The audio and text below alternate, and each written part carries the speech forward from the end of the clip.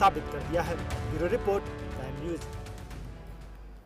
पश्चिम बंगाल के चुनावी नतीजों ने देश की सियासत को हैरान कर दिया है, लेकिन इस जीत के पीछे जिस एक चेहरे की सबसे ज्यादा चर्चा हो रही है वो है उत्तर प्रदेश के मुख्यमंत्री योगी आदित्यनाथ।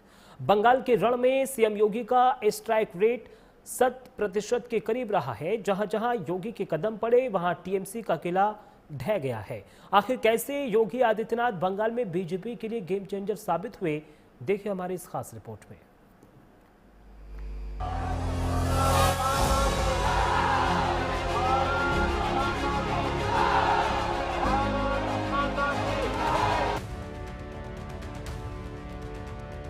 ये बेखौफ अंदाज, ये बेबाक बयान और सियासत की सटीक भविष्यवाणी।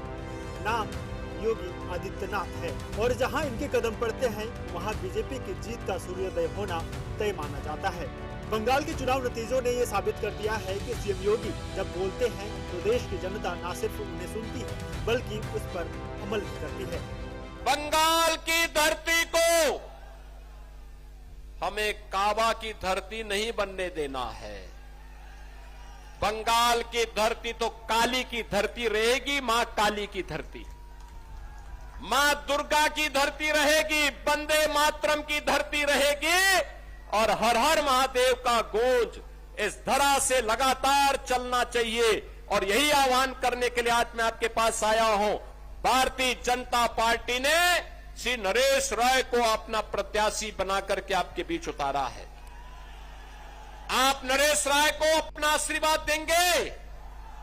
सभी लोग, जहां तक मेरी आवाज जा रही है, ऑन रोड पे जो लोग रोड के ऊपर हैं, सड़क के ऊपर हैं, भीड़ कम पड़ गया है और इसलिए मैं आपसे कहना चाहूंगा, नरेश राय को विजयी बनाइए, बीजेपी की डबल इंजन सरकार लेके आइए। ये टीएमसी के गुंडे और उनके सिपा सालार जो धमकी दे रहे हैं ना, 4 मई के बाद ये लोग आपके सामने नाक रगड़ते हुए भीख मांगेंगे, घुटने टेकते करके।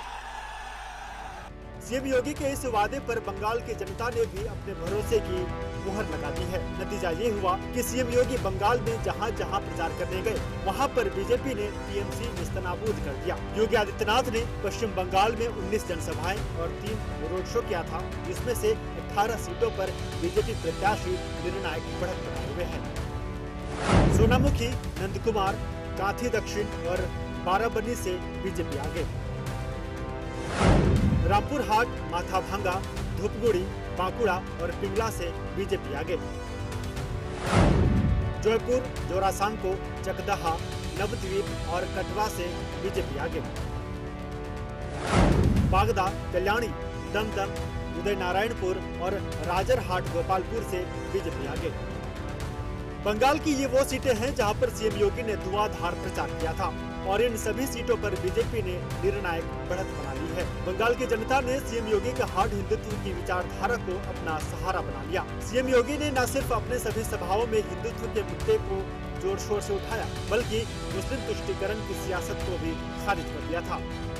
बंगाल की धरती को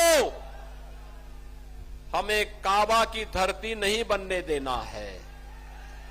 बंगाल की धरती तो काली की धरती रहेगी, मां काली की धरती, मां दुर्गा की धरती रहेगी, वंदे मातरम की धरती रहेगी और हर हर महादेव का गूंज इस धरा से लगातार चलना चाहिए। और यही आह्वान करने के लिए आज मैं आपके पास आया हूं। पश्चिम बंगाल चुनाव के दौरान टीएमसी सांसद सयानी घोष और उत्तर प्रदेश के मुख्यमंत्री योगी आदित्यनाथ के बीच चुनावी मंच तीखी जुबानी जंग भी देखने को मिली थी। सीएम योगी ने खुले मंच से सयानी घोष के काबा वाले गीत पर तंज कसा था। बंगाल की चुनावी नतीजों के बाद सयानी घोष का वो वीडियो वायरल भी हो रहा है और ममता की हार का कारण भी बताया जा रहा है। मुर्शिद जार सखा तार किशोर भावना আমার হৃদয় মাঝে কাবা নয়নে মদিনা আমার হৃদয় মাঝে কাবা নয়নে মদিনা। सयानी घोष ने सीएम योगी के बंगाल दौरे और उनके बयानों को लेकर भी खूब सवाल उठाए थे। पलटवार सीएम योगी की तरफ से भी आया और उस पलटवार ने बंगाल की सियासी हवा का रुख काफी हद तक बीजेपी की तरफ मोड़ दिया। उनकी एक सांसद कहती है कि दिल में काबा और नयन में मदीना की घोषणा करती है, लेकिन मैं उनसे कहना चाहता हूं ये नादिया इसको स्वीकार नहीं करेगा। नादिया का तो आह्वान है, नादिया का तो आह्वान है कि हमारे दिल में महाकाली है और हमारे नयनों में चैतन्य महाप्रभु का वास होकर के वैष्णव परंपरा को घर घर तक पहुंचाता है। योगी आदित्यनाथ के यूपी मॉडल और बंगाल की पहचान को लेकर दिए बयानों ने चुनाव में माहौल बदल दिया और अब बंगाल के चुनाव के नतीजों की गूंज उत्तर प्रदेश के सियासी गलियारों में विपक्ष के लिए चिंता का सबब बन गई है। उत्तर प्रदेश में साल 2027 में विधानसभा के चुनाव होने हैं और बंगाल के नतीजों में उत्तर प्रदेश में बीजेपी के लिए बड़ी मनोवैज्ञानिक बढ़त दिलाती है। ब्यूरो रिपोर्ट तय न्यूज।